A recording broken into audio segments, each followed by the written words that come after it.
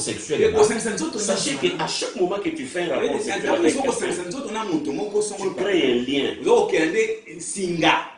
Tu as créé un lien avec cet homme. Maintenant, fais attention.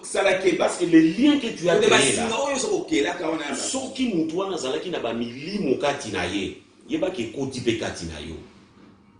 Ndeko, moni conséquence ya prostitution ba biloko oza marié ozotika ndako ozokende libanda, vraiment biloko bandeko tozokende ko ni tumulela makambo. Le lien que vous créez là, vous commencez déjà à vous poser la question. Vous avez de liens avec combien de partenaires? Yo pesi combien et pas na bango. Et yo pe bango ba pesi combien. Tout ça, ce sont des charges qui pèsent et qui compliquent la vie. Vous allez perdre la chance.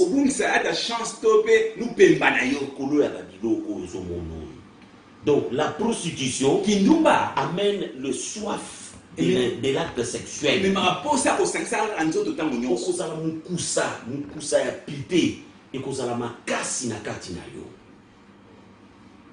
Et moi, si à Bongo même au balier, ce n'est pas le fait de porter l'alliance. Et c'est ça ce qui fait fuir les démons. Impudicité, alliance. Et si ça vous caractérise, vous, donc, bokozalaka na kati ya ba pité et le comme ça été basé na désordre et la conséquence ce sont des avortements. C'est un couple religieusement marié. Mais remarquez combien d'enfants que vous avez déjà tués. Ce qui vous caractérise là, c'est l'impudicité ici. C'est ce que je suis en train de parler. Donc la prostitution ici se caractérise aussi de cette manière. Mubali abimi azongi pour tester Mubali soki a uteki nzela mabete pour toi ma soeur ton thermomètre lui demander le rapport. Non. Allez, comment on a zémeyé, écoute-moi dans le choix azana nmoke. Allez, esprit est-ce que tu as le kolongo la carte. Bozo bo makabatu. Bo balanina alliance, mais vous tuez des gens. Le Seigneur voit tout ça. Regardez comment votre maison spirituellement est remplie du sang. Et il y a des voix qui crient. N'oubliez pas. Le sang crie. Le sang crie. Le sang crie. Et comment vous aurez de la chance? Comment la maison sera-t-elle bénie? Vous comprenez mes amis? Donc, yosa jeune fille. Est-ce que vous vendez aux otala au coucher na bamibali combien déjà na vie na yo? Tala na no âge ozana. Combien de mibali oyozani wana siko quantième? Quantième. Et puis essaie un peu de réfléchir au Kenya. Or nos mamans nous là. Et puis ba botamiti ba kufi obali moko kana vie na yo. Et tala ba binisi banani na mokili. Bien-aimé, comptez nanu, Zwakaye tia, banda kotanga, tobo sanaka muto ba finga. Tu peux oublier la personne que tu avais giflé, mais personne avec qui vous avez fait les contacts sexuels. Pour savoir que c'est quelque chose qui se passe en toi. Tu ne l'oublieras jamais. Oyebi bango zona mukaye tanga surtout yo tala ajuzana no bako coucher na batu combien na vie na vous raisonnez un peu ça et c'est quel cadeau que tu réserves à celui qui viendra te marier. Oh c'est triste hein vraiment je suis désolé vraiment à supposer que boti mwana no ya mobali akoli akomi lokola yo alinga bala ayina mwasi moko ya modèle lokola yo nesko mama na ye ya mwana na mbali mwana no présenteur dit maman mon fiancé na nga yeyo. Voici la question, est-ce que kondima mwana na bala mwasi wana ya modèle neti yo? Si vous avez une réponse exacte, quand Nzambe atika batu mususu, baya ko bala modèle yayo, Dieu ne laissera pas. Le garçon là, Dieu lui parlera même dans son sommeil. Dieu va lui informer que attention, devant toi, il y a une prostituée. Voilà pourquoi, bien aimé, la prostitution, dans cette phase, fait chasser le mariage. Vous remarquez que il mobali ya kubando yaka komona akimi yake abando ya ndumba abalaka te babala yo te aya soki okotika te bakobala yo te okotika la bongo ti okoma mokolo okobota te parce que dans l'impudicité ici il y aura aussi des grossesses et à chaque fois qu'il y a grossesse il est obligé d'enlever ça si vous venez à notal ulunguli combien t'as l'âge aux anneaux, t'as le nombre de grossesses sur l'ongoli. Il y a trois choses que la femme doit garder dans sa vie. La féminité qui la maternité pour bota. Et enfin, la virginité. Est-ce que Nabilo Misato, toi tu as déjà perdu quoi? Vous voyez comment vous êtes en train de déranger votre maternité à cause des avortements que tu es en train de faire. Donc tu vas remarquer que même si tu attrapes un mariage, tu aurais des sérieux problèmes pour l'enfant. Allez, tu vas commencer à payer les sorts maintenant.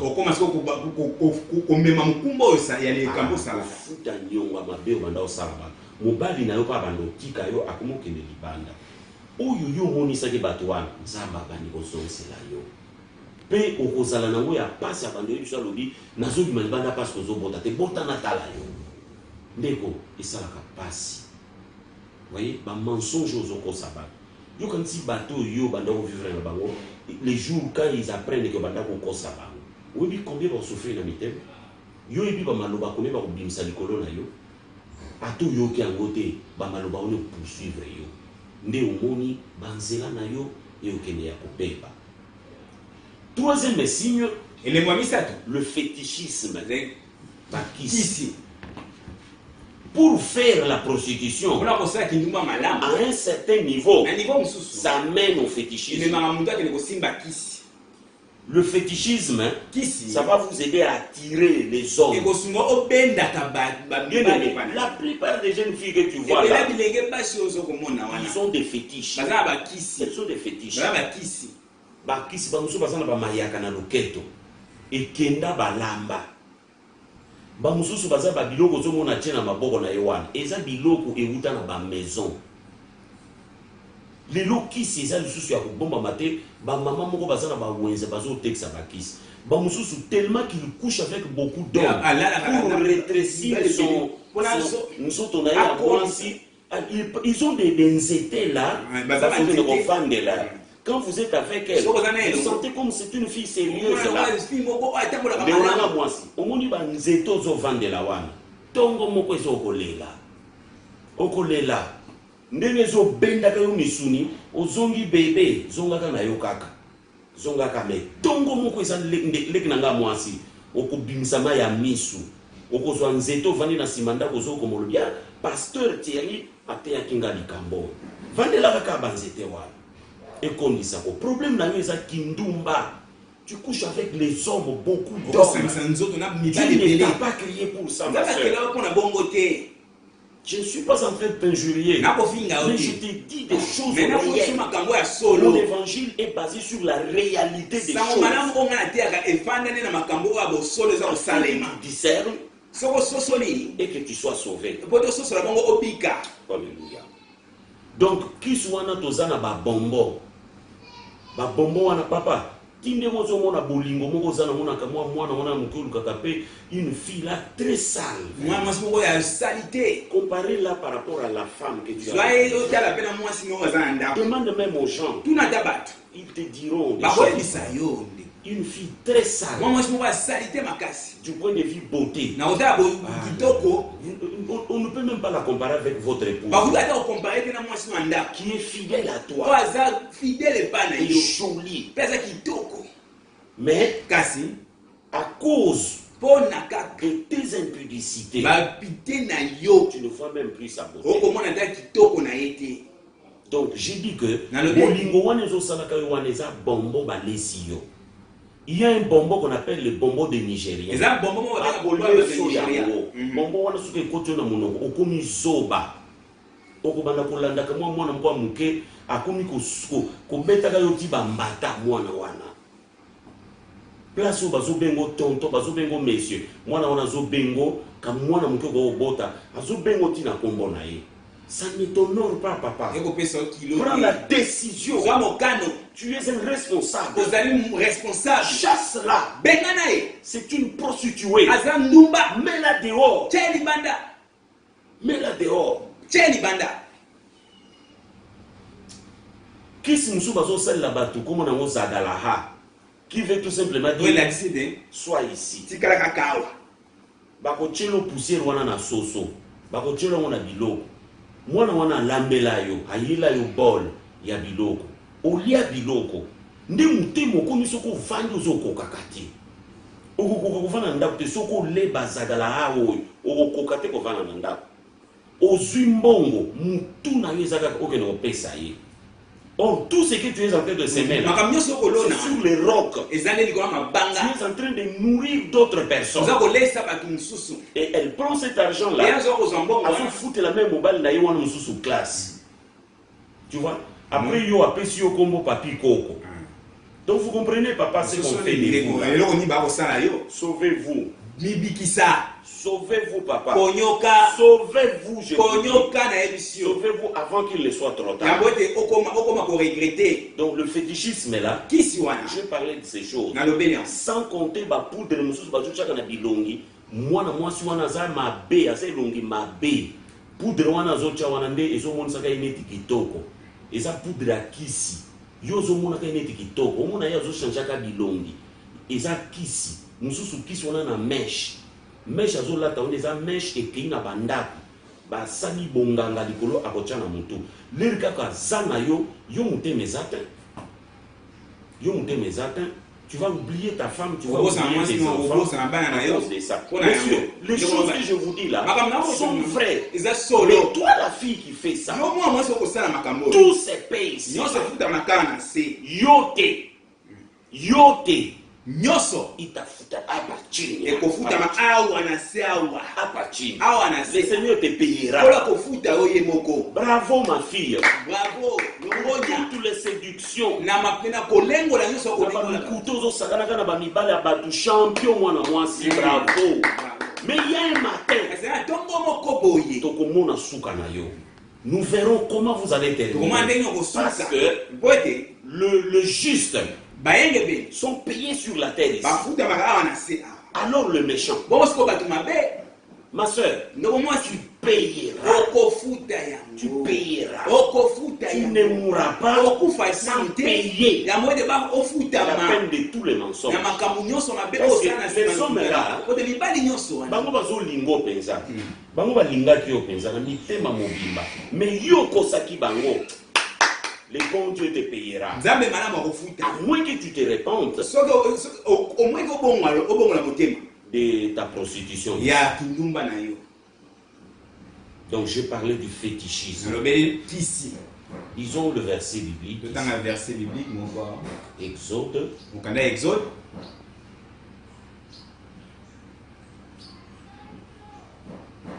Exode. Chapitre 20. Verset 2 à 6. Exode 20, verset 2 à 6. Je suis l'Éternel ton Dieu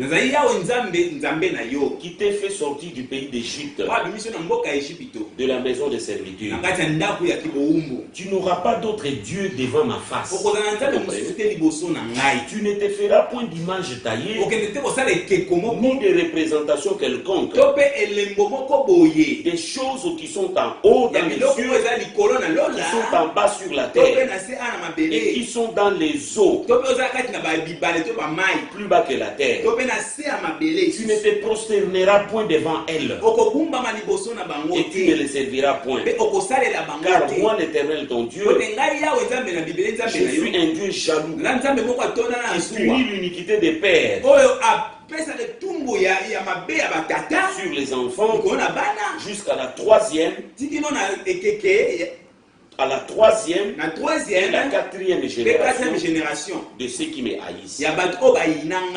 Ma sœur Oyoki, moni bakindu mozo sala wana balukuta bakokosa kolelisa bamibali bamususu bakufi komonza bango bapasi mobali wana lingi yo aede yo asali nyonso mpona yo après nzoko kosaka ye okendaka na mobali mosusu ozalaka mobali wana bali yo afuti mbongo atio na ndako na yo okosaka ye tikala koyeba ke troisième na quatrième génération na yo bakosubir conséquence ya mabe na yo omoni ndenge ozopilire bainnocent génération na basalini mais bakomema kilo ya bondumba na yo ndeko nzamba sunga biso tobika na kati ya makambo tobika biso nyonso na ngai pasteur na yo mutozolanda message que nous puissions être sauvés, que nous puissions comprendre que la prostitution est diabolique. Et vous voyez toutes ces choses ici, ça va vous caractériser.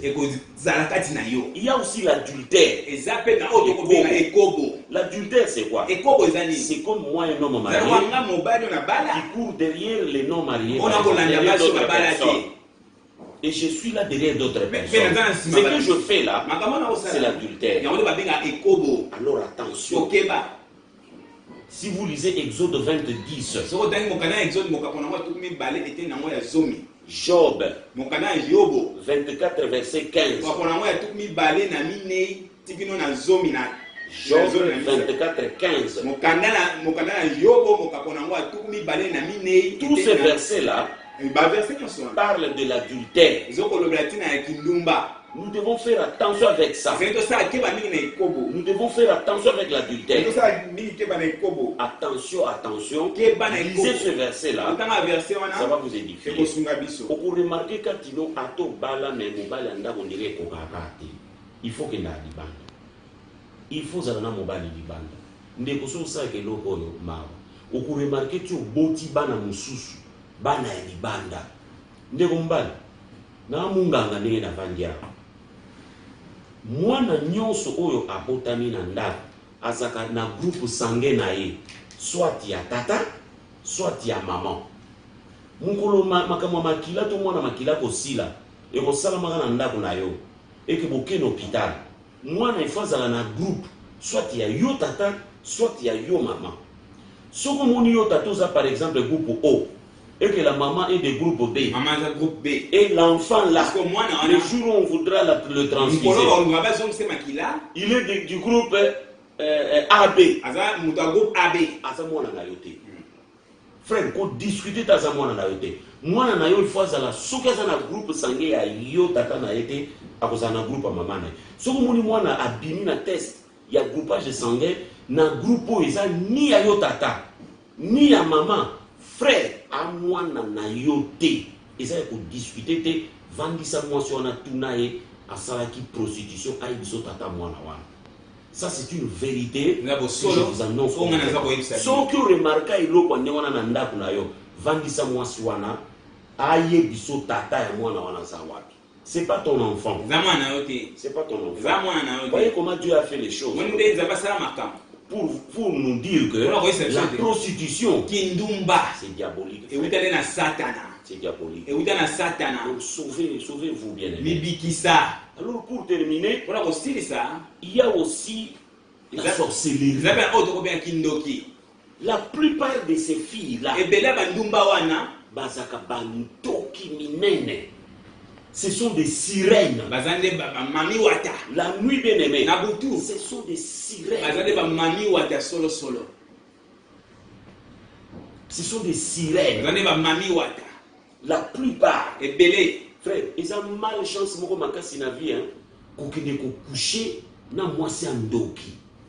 À transmettre au sorcellerie wana. Vous le devenez aussi parce que c'est pas moi, c'est la Bible, c'est la Bible dit. Vous devenez aussi sorcier.